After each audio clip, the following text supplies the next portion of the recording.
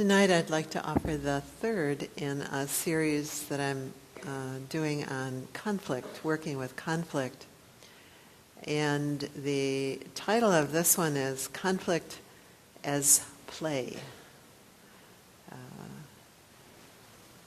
We can sort of get an idea that conflict is a bad thing. Somehow, if we're spiritual enough, we should never experience conflict, or never experience difficult, or never experience places where we're out of attunement with one another, or even at times where we have ruptures with one another. And it is indeed the case that as we will become enlightened, that will indeed be the case.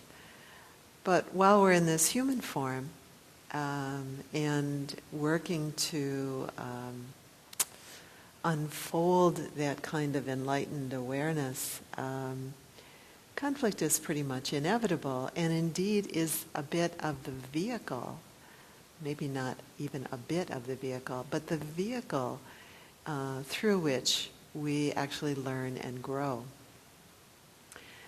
Each of us is born into a different set of circumstances and a different DNA, the Buddhists would say, a different karmic history, different past lives.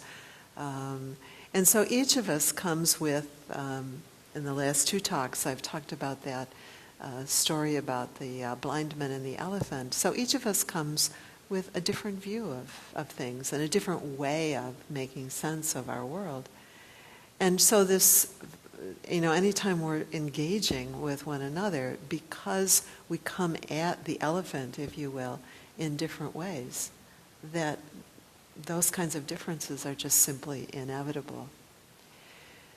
And so I was thinking after the last talk, I hope I'm not leaving the impression that, conflict is, a bad thing, and somehow if we're really spiritual in our practices, we will never have any. And quite the opposite, actually, that our spiritual practice enables us to see conflict and work with it in a wholesome way, to see these kinds of differences and work with it in a wholesome way. Someone asked, I think it was Robert Thurman, who said, after you're enlightened, do all of your personality problems resolve? And he said, no, you see them much more clearly, and you work with them much more wisely.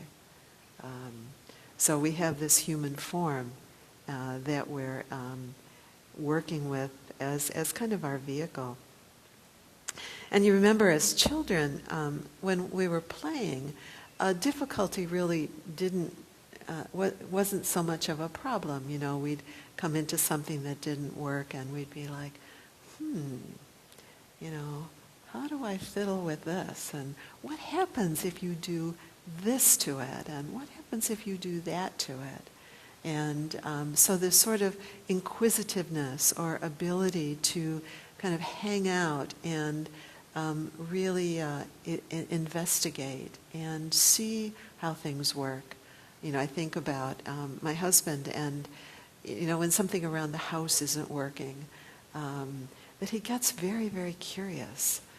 And, I'll often give him something and say, would you tell me how this thing is supposed to work? Or, how, where does this lever, how does this work? And he's just so much more curious and much more able to kind of engage with those kinds of difficulties in a way that is really wholesome, and say, oh, well, if you, tip it on its head, or you turn it sideways, or you wiggle it this way, or you unscrew it that way.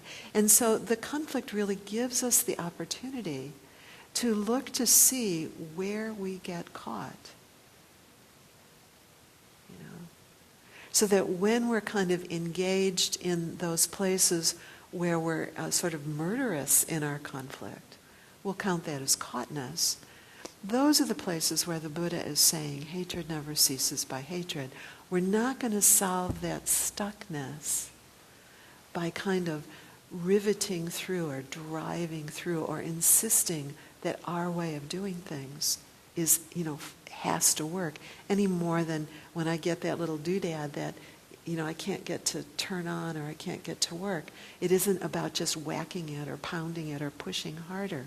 It's about, let me address this. Let me play with this. Let me inquire. What is it that's stuck? And what is needed for that to become unstuck? So that conflict gives us over and over again these amazing opportunities to look to see where we're stuck and to see what's needed to get unstuck. Our tendency as human beings actually is very often that sense of wanting to control. Often when we get caught in a conflict, there's this sense of, well, I'm right. And it should work this way. And whether it's a little conflict, like me with my pickle jar, or whether it's a big conflict like what's going on in the world these days, there's a sort of sense that we can kind of think, well, if they just would do it my way, we could get this to work. So this unenlightened personality, if you will, wants to control, wants to find some way where I, even with my limited view, I can be in charge, can be safe, can be secure, can know what's supposed to happen next, and indeed can make that happen. And so the Buddha invites us to say, well, that's just not going to work. And maybe we've noticed that. Somebody asked me last week at the end, I invited you to send questions, and there was a really great question that I'm not going to answer very effectively tonight, maybe in another talk, but the question was, what is grasping? And, there's a long answer to that, but the short answer is, grasping is that place where, if you take the story of the blind man and the elephant, where, you're there at the tail and you're feeling the tail and this is how it is. And grasping is like, I know how it is, it's like this, and I'm not willing to open awareness and look any wider. And I'm not willing to hear from you what your view of this might be. This sort of narrow hanging on, the Buddhist word is clinging, this kind of clinging to what we think will make us safe and what we think will give us freedom. And the invitation is to notice whether or not it does. Because if it's not leading to freedom from suffering, there's more to learn there. There's more to inquire into it. And in that sense, the clinging, what we're doing is we're clinging, we're grasping, we're hanging on to something that's partial. That's a partial view of the elephant. That's a partial view of awareness. And so we're just kind of trying to make a partial view work as the whole view. So it's not like those partial views are wrong. Or for that matter, that we're even wrong to have differences with one another. Of course we will. It's that they're always partial. They're always incomplete. And indeed, you've noticed this too, they're always changing. You think about things that you believed so firmly, when you were 10 or 15 or 20 or 30 or whatever, that you just saw the world in a particular way. And then over time, things really grow and change. So our views are always partial as human beings. And so the invitation really in conflict is to open to the option, to the possibility that this conflict can help me see things in a broader way.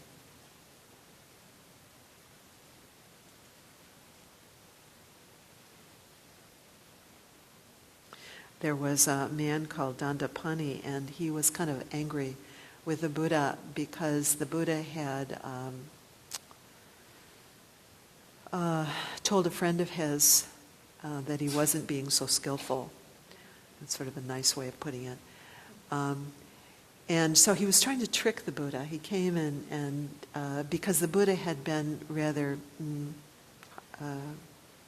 clear and definite with this person that, what you're doing is really unwholesome and really unskillful.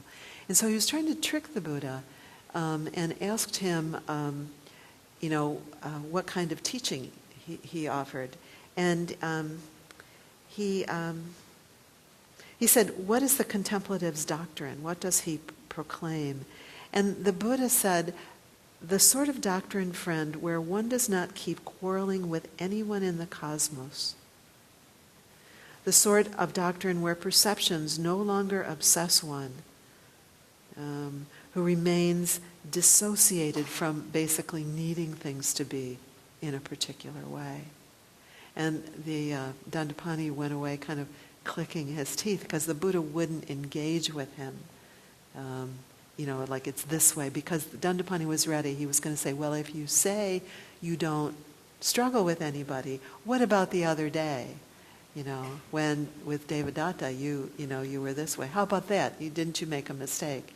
And if you say you do struggle, he says, aha, I've got you. Here you're teaching this practice of, loving kindness and wholesomeness, and now you're saying that sometimes you struggle, or maybe you're even saying that sometimes you made a mistake.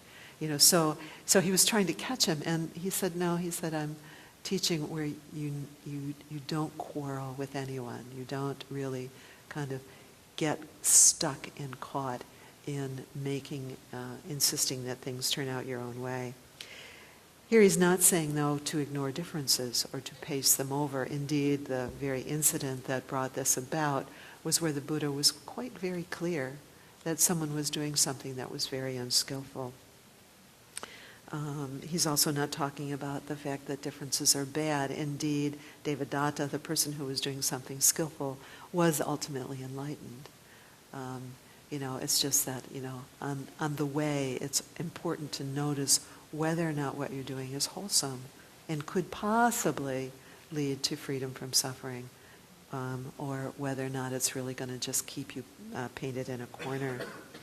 And there are lots and lots of examples of all the different ways, and really the whole 84,000 ways of meditating or teaching are all the different ways that the Buddha teaches about how to find freedom from suffering through our experience in this human realm.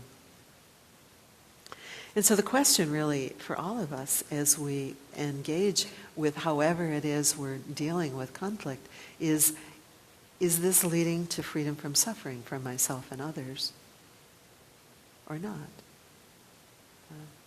And if it isn't, then can I back up? Can I inquire? Can I work with this to see maybe a little more broadly? At the last talk, where I was noticing that in this story that the Buddha offers, he's talking first of all about all the blind men who have all the different views, and then he kind of moves to the perspective of the king who's seeing all of these people. So he has a much wider perspective. And then he moves to the perspective, implicitly, he doesn't explicitly say it, but he moves to the perspective of the Buddha, seeing the king, seeing the others. And then he's really telling us, who's sort of like opening the perspective wider and wider. So he's inviting us really to play and investigate in this wider and wider way. And we begin with mindfulness. We just simply know what our experience is. So it isn't about sort of giving ourselves a rule that conflict is bad, or that we're bad, or that, whatever way we're stuck is bad. But we begin with mindfulness to know, oh, this is a place of stuckness. And often when we notice these places of stuckness, the very first thing we want to do is get out of this place of stuckness. But the Buddha invites us to rest there a bit, to sort of just see it with some kindness, this place of stuckness. We could actually take this to heart as we look at some of the things that are going on in the world. Some of the things that I personally don't have anything to do out there about. I do in my own life. I have much to do about, hatred never ceases by hatred. But I don't have anything to do about what's going on in, Palestine at the moment, probably. But that we can sort of see this larger view and sort of see, oh, they're stuck, aren't they? You know? They're stuck. May they find a way of becoming unstuck. But there's this stuckness. But the invitation here is to kind of notice our own stuckness, really. And so I want to talk a little bit about some of the different ways that we get stuck and some of the teachings about the different ways that we get stuck. And basically the ways that we get stuck have to do with what goes on in our mind. Yeah. The Buddha says mind is the forerunner of all things. Mind is their master. They are all mind-made. All things are mind-made. Speak or act with an impure mind. I'll talk a minute about what that means. And sorrow will follow you as surely as the wheel follows the ox that draws the cart. Mind is the forerunner of all things. Mind is their master. They are mind-made. Speak or act with a pure mind, and happiness will follow you as your shadow, unshakable. So that's the promise, really. To look into our own minds when we're caught and to play with it a little bit. So it's not so much what happens as how we relate to what happens. You know, again, remember the Buddha says in this human life there are all kinds of ups and downs. There's pleasure and there's pain, and it's just inevitable. There's pain, there's gain and loss and praise and blame and fame and disrepute and all these pleasant and not so pleasant things. So it isn't so much what happens as how we relate to what happens and what goes on in our minds when these things happen. And we have strategies to try to avoid these realities, these ups and downs of life. And we develop these strategies basically from the moment we're born. Again, Buddhists would say we come in with them in some ways. You know, we come trailing our strategies from previous lives. But you don't have to believe even in previous lives to notice that as soon as we're born, we start to kind of figure out how to get mom's attention, or what to do when you don't have it, or when, you know, your diaper is messy, or you're hungry, or whatever it is. You figure out what to do, huh? And so we gradually kind of consolidate over time these strategies for how to get get the world basically to behave the way we think it should. And again, the only teeny tiny problem is that they don't quite work. But in any ultimate sense, they don't quite work, which is to say we can't always get what we want, to coin a phrase. So the basic ways that the Buddha describes that we try to get what we want are what are called the three, there are different translations for this. They're sometimes called the three poisons, or the three, there's some strong language, defilements, or the three fermentations. My favorite is the three obscurations. They don't sound quite so horrifying. But nevertheless, there are three kind of qualities, or three ways that we approach the difficult in life that obscure the mind. You know, so when the Buddha says, when we speak with an impure mind, he's saying a mind that is clouded over by one of these three qualities. And in the Visuddhimagga, that was actually written hundreds of years after the Buddha, but it was a commentary on the suttas. Buddhaghosa describes these three qualities and describes them as sort of qualities that each of us carries as it's sort of like, you know, those personality tests that we all like to take in the Sunday This Week magazine or wherever we find them. But they're sort of like Buddhist personality types that we each maybe have a tendency toward one or the other, as a kind of primary way of trying to get the world to work out the way we want it to. And so I wanted to talk a little bit about these personality types and invite us to inquire a little bit. And again, this is all sort of in the spirit of play. And here we're distinguishing between the natural beauty and awakeness that the Buddha says is just there. It's just our own mind, and these qualities that tend to obscure that awakeness. So the awakeness, where in the sutta on the blind man and the elephant, the awakeness where we can kind of step back and see the whole thing, the Buddha says, well, that's available to us all the time, but these obscurations keep us confused. So the first obscuration is grasping or greed, or sometimes it's referred to as attachment, and it's ruled by wanting, by this sort of determination that we're going to get the pleasant and we're going to not have to deal with the unpleasant. Now, all of us have all of these qualities. You'll recognize them all. But you might be able to recognize one as sort of your favorite. I certainly do. I definitely have a kind of default mechanism, and you may as well. But the grasping one is constructed around desire. It's experienced as a sense of seeking, of wanting more, grasping after comfort, and in conflict tries really, really hard to avoid any kind of disharmony. When individuals with a grasping temperament enter the room, these are, Jack Kornfield describes these. He says, when individuals with a grasping temperament enter a room, they see whatever is pleasing and linger upon it. They leave most pleasant circumstances slowly and with regret. When meeting new people, they seize on trivial virtues and discount genuine faults. And in conversation, they avoid conflict and seek harmony, even by dishonesty. So that's the greedy type. I'll describe that a little bit more later. Aversion, type that tries to get what we want by pushing away the unpleasant.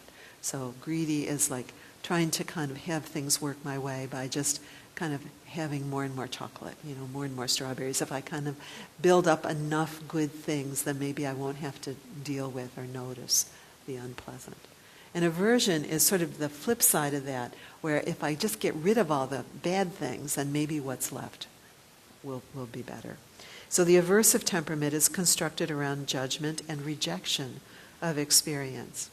It has a disaffected quality that easily sees faults. And for this temperament, problems are apparent everywhere. It is critical, quickly displeased, quarrelsome, and disparaging of many things. Its quality of aversion can give rise to states of anger, vindictiveness, haughtiness, hatred, cruelty, aggression, and the struggle to control. There is a tight-fisted and rigid quality to this temperament. We see this a lot in what's going on in the world, but I don't have to look very far to see this one.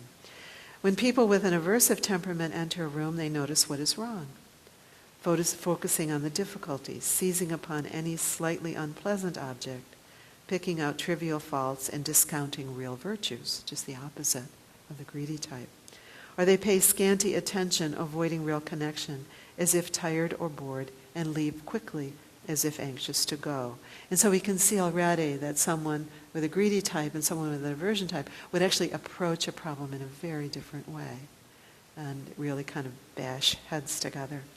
And then the third obscuration is ignorance, which is ruled by confusion. By ignoring disturbances, when pressure is put on us, we become increasingly stubborn, solid, or unwilling to move. The deluded or confused temperament is constructed around uncertainty and confusion. People with this temperament experience not quite knowing what to do or how to relate to the world. They seek to establish ease by ignoring what is happening or through dullness or inaction. The deluded temperament gives rise to perplexity and worry, doubt, negligence, scattered thoughts, anxiety, and agitation. When people with a deluded nature enter a room, they feel confused, not knowing what to do or how they should act. They are not related to their own body and do not know themselves. In conversation, they copy what others are doing. If everyone is praising, they praise, while if everyone is critical, they join in. In general, they are inconsistent and a bit lost. And again, this is from Jack Kornfield's book, The Wise Heart. So he has a chapter on this if you want to look it up a little further. So finding your own predominant type. I'm just going to invite you to a little personality test here. Imagine you're visiting a new doctor. Okay, so you're entering, or a new somebody. You're going into some new office, someplace. As you enter the office, do you tend to see first what you like about the office, the color of the walls, the furnishings, the magazines available? Do you linger, finding the things that you enjoy, finding just the right place to sit and enjoy the sunlight and your other companions while you wait? Maybe even kind of looking around and thinking, I wonder where they got that chair. Maybe that would look really lovely in my den. That's the kind of just sort of quality of awareness of the greedy type. Or perhaps you look around more. As you look around, you more naturally notice the obvious problems: the too small waiting room, the closeness of the other people, the scuff marks on the wall, the noisy children, the lack of an open view. Do you notice what you would fix or do differently? Well, that's just the aversive type who sort of notices what kind of could use a little tweaking here. Or, thirdly, you may arrive a bit late, feeling somewhat overwhelmed, not so focused on the office at all. You find the closest chair and grab whatever magazine is available, remembering that you forgot to make an important call before you came.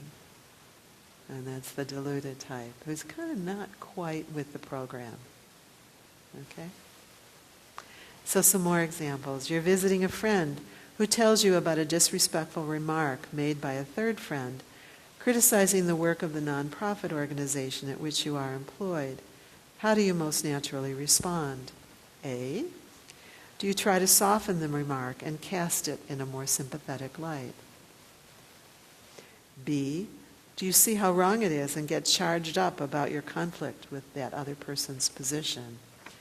Or C, do you mostly try to ignore it and move on to whatever it is next? And finally, suppose your friend tells you enthusiastically about a new spiritual teaching she just attended. She repeats the inspiring words and perspective as if they were the best thing on earth. As you listen, do you, too, get inspired by her enthusiasm and enjoy the nuggets of truth in her wisdom?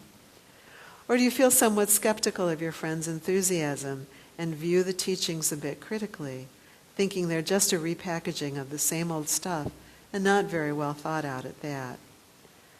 Or, third, do you find her account confusing because you're not sure how this new perspective fits with your own spiritual life or how it relates to anything else your friend believes? So we could kind of notice that we have a particular tendency and a particular way that we tend to get caught. If we had time, I was going to ask you to talk to one another about how you see these arising. So I'll just ask you to contemplate it for a minute. You might actually have your own examples of ways that these qualities arise. When you go into a new situation, or when you're in the grocery store, or when you're driving down the road, or whatever it is. These moments. What does your mind tend to gravitate to? What's the obscuration that you're most likely to inhabit? And indeed, all of us have all of them. And sometimes in different circumstances, we might have different ones. For example, visiting with our family member, or maybe with a difficult family member, we might find it really hard. Even if we have a greedy temperament, we might find it really hard to notice the positive, and we might just sort of focus in on, what's wrong with this picture. So the invitation there is to, first of all, simply know. It's just how life is for us. While we're unenlightened, while we're on this planet, our minds are obscured. Our awareness often becomes obscured, I should say, by these obscurations. It's just how life is on this planet. And we can play with them, but the challenge really is, first of all, to simply see them, and to see them with some kindness. So in the conflict, in the world of conflict, the passionate style is translated as accommodation. Those of us with this style are prone to be cooperative and attentive. But when push comes to shove, we have a hard time valuing our own point of view and standing up for ourselves and our ideas. We are hesitant to separate from others, so we err on the side of staying connected, diffusing tension and keeping others happy. Our intention is to preserve relationships, so we defer routinely to the preferences of others. The accommodating type would rather be liked than be thought of as difficult, would rather appear attractive than look disturbed, and would prefer to acquiesce rather than squabble. Okay, so there's that type. So in conflict, the aggressive type is a competitor, always up for a fight, even a friendly one, and isn't the least apologetic about their will to dominate. In this style, conflicts are simply opportunities to prevail. Though we might relent in the short run, we still look down the road for a win later on. If aggression is our primary trait, we may be attracted to conflict and thrive on it as a way to express a fundamental attitude of hostility toward the world. Someone's right and someone's wrong. Someone wins and someone loses.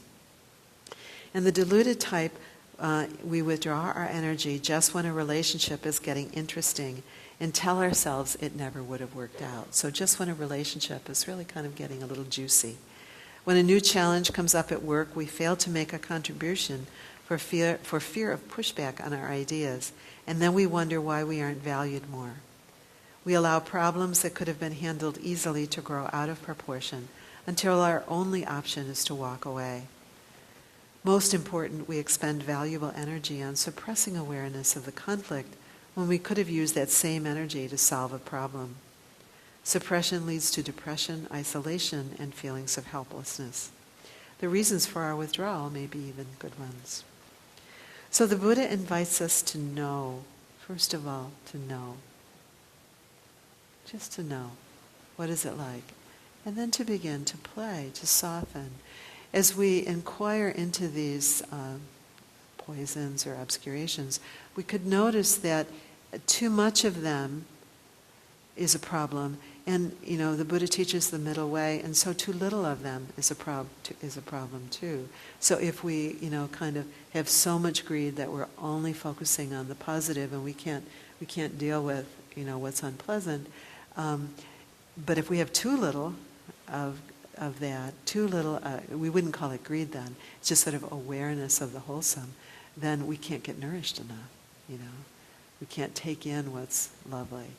If we have too much aggression, we're kind of always engaged in trying to win and trying to, get this thing to work. If we have too little, we're not speaking up. We're not declaring ourselves. We're not really holding wholesome boundaries. If we have too much delusion, we're kind of always confused. And if we have too little, we don't allow ourselves to not know and to be uncertain. So the invitation that the Buddha offers is to find the wholesomeness that's embedded in each of these poisons. Some of these stories that I read to you are from that book that I told you about, the Everything is Workable book that I've been studying. And these are also from this book. So I want to read to you what she describes. The wisdom of passion manifests as engagement without egoistic clinging. So that's without grasping. As passion, engagement without grasping. We let go and become truly generous in giving without needing anything in return. We are open to others despite differences, and we create beauty and intimacy in our relationships. The wisdom of aggression is penetrating clarity. We are self-possessed and trustworthy. We know what we think and feel, and we communicate that clearly. We are capable of asserting our preferences, but without the need to dominate or prevail. The Dalai Lama really, is very good at that he's he talks about China as my friend, the enemy, or the enemy, my friend. I forget how he puts it. But, where he sort of says, boy, we sure have differences, don't we? But that he's not, caught in needing to dominate or prevail. We bring integrity, rigor, and discipline to the resolution of our disputes. And when the energy of ignorance is liberated from the ego in need of protection, we can let things go. We can feel spacious and accept how things are. We do not sweat the small stuff or fight losing battles. This profound presence to what is frees us of our need to change or manipulate anything. There is nothing to fix. So in all of these, this, conflict as play, conflict as the opportunity to just see where we're caught and play, where we can kind of find, how can I be present with this and see what's needed? Is what's needed more wholesome, just taking in what's good and letting go of what's not? Is what's needed here for me to really kind of maybe give the system a bit of a nudge, a little kick in the tush or whatever? Do I really need to come forward? Do I need to accept that nothing can be done at this moment with whatever this is? What's needed? So we kind of step back and play with it and really look to see, how do I be with this difficult circumstance of life, but in a way that is investigating where's the suffering for me, for starters, and where's the end of suffering? How do I be with this?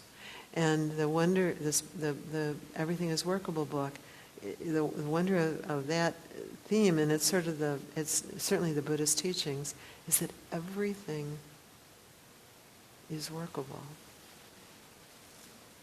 So we might say everything is playable. Everything is possible to see what this is and to play with it with kindness and attention and compassion. Everything is workable, and we start with ourselves. So, we'll stop there.